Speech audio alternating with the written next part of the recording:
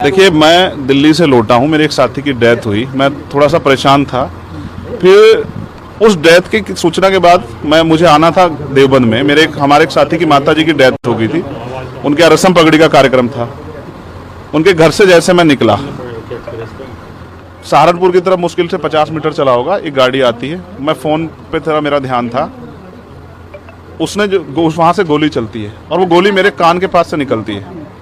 मैं अपने साथियों को कहता हूँ कि गोली चली है। पहले मुझे लगा, उस आवाज़ से लगा पटाखा है, लेकिन बाद में जब वो वाइब्रेशन हुई जाते हुए तो मुझे एहसास हुआ गोली, और वो गाड़ी में टकराई भी। फिर दूसरी गोली जब मुझे लगी, बुलेट जो चीरती हुई लोहे के हिस्से को गाड़ी के, और वो मुझे लगी, तब मुझे एहसास हुआ कि हम गिर गए। फिर तीसरी गोली चली, इसने मेरा आगे वाला शीशा पूरा डैमेज कर दिया। चौथी गोली पे मैं नीचे हो गया। जो गोली आपने देखा कि वो सीधी उसमें लगी। अगर मैं नीचे ना होता तो वो मेरी छाती के आर पार चली जाती। फिर वो गाड़ी 10 मीटर आगे जाकर रुक जाती है।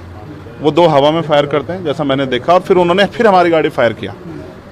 वो फायर जो है गाड़ी के नंबर प्लेट पे लगी। मेरा ये मानना है, उनको ऐसा लगा होगा कि हमने जो काम करने आए थे वो कर दिया, अब ये मर गया शायद, जैसा पहले कई घटना में हो। फिर वो शायद सरेंडर करने के मूड में थे, लेकिन जैसे ही मनीष ने गाड़ी को मेरे कहे से यू टर्न लिया, उनको समझ आया कि ये जिंदा है, तब वो वहाँ से भागे।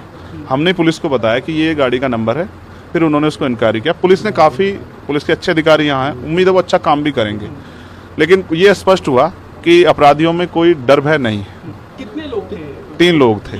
2 लोग असले से हमला कर रहे थे, एक व्यक्ति गाड़ी चला रहा था। चंद्रशेखर जी, कोई थ्रेट कॉल आया हो आपको इससे पहले, कोई धमकी? पिछले कई सालों से आ रही है। मैं लगातार पुलिस को इंटीमेट भी करता रहता हूँ। मैंने डीजीपी को भी लिखा, गृह मंत्री को भी लिखा, मुख्यमंत्री को भी लिखा, यहाँ के पहले एसएसपी डीएम थे उनको भी लिखा। लेकिन डीएम साहब जो पिछले थे, अखिलेश सिंह जी, उन्होंने साफ मना कर दिया कि चीफ मिनिस्टर नहीं चाहते चंद्रशेखर को सुरक्षा दी जाए। मेरे आज भी याद है ये बात, क्योंकि मैंने एलआईयू के अधिकारी द्वारा पूछा कि भाई मैंने आपको बताया थ्रेट भी है, फिर क्यों नहीं हो रहा है? तो उन्होंने कहा भाई ये सरकार का मामला, सरकार चाहे तो दे सकती। तो मैं चाहता हूँ मुख्यमंत्री इंतजार कर रहे हैं कब चंद्रशेखर मरे, उनका काम आसान हो। लेकिन उनको ये नहीं पता कि गरीबों की, कमजोरों की, शोषितों की बात करने वाला चंद्रशेखर इतनी आसानी से उनकी रास्ते में से नहीं हटेगा। अतीक अशरफ के जैसा हुआ वैसा ही कुछ होने वाला था, ऐसा आपको लगता है? अब आप इसका आकलन खुद करें कि क्या हुआ और क्या हो सकता था। आपके पास एक और बात, मुझे ऐसा लगता है कल की घटना के बाद, इतने बड़े उसके बाद भी अगर मैं सुरक्षित हूँ तो हमारे संतों, गुरुओं, महापुरुषों का आशीर्वाद, हमारी करोड़ों बहनों माताओं का आशीर्वाद, बुजुर्गों का मेरे पास है।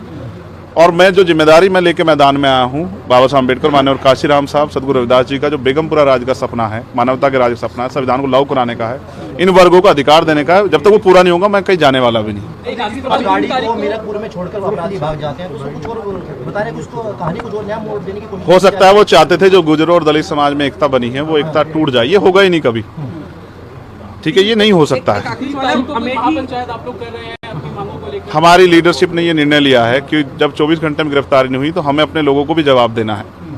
तो इसलिए शायद उन्होंने 3 तारीख का समय रखा है। मैं उसका हिस्सा बनूंगा। अमेठी के अंदर एक फेसबुक वायरल हुई है पोस्ट, जिसमें आपको मारने की वो की गई है।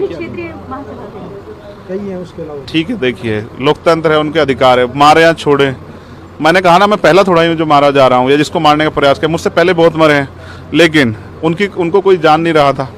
मुझे लोग जानते हैं तो मेरी बात पे बात आगे बढ़ रही, लेकिन मैं अपने लोगों को मरने नहीं दूंगा। ये भी मैं उनको संदेश देना चाहता हूँ। घटना होने के बाद ये पोस्ट किया है अमेठी क्षेत्रीय महासभा से कि इस बार तो बच गया, अगली बार नहीं बचेगा। देखो, मैं गोली से डरता नहीं, मैं गोली से, बंदूकों से नहीं डरता हूँ। मैं संवैधानिक रास्ते से चलता हूँ, संविधान को मानता हूँ। गोली चलाने वालों को भी कहना चाहता हूँ कुदरत उनको सद्बुद्धि दे, गलत जगह पंगा ले रहे हैं।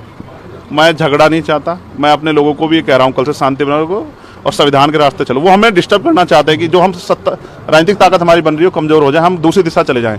लेकिन ये भी एक अटूट सत्य है कि हम संविधान के जरिए जवाब देना जानते हैं। और किसी को गलतफहमी हो तो वो गलतफहमी सुधारने का समय है। वो क्यों वो कर रहे थे, वो पाला खींच ले।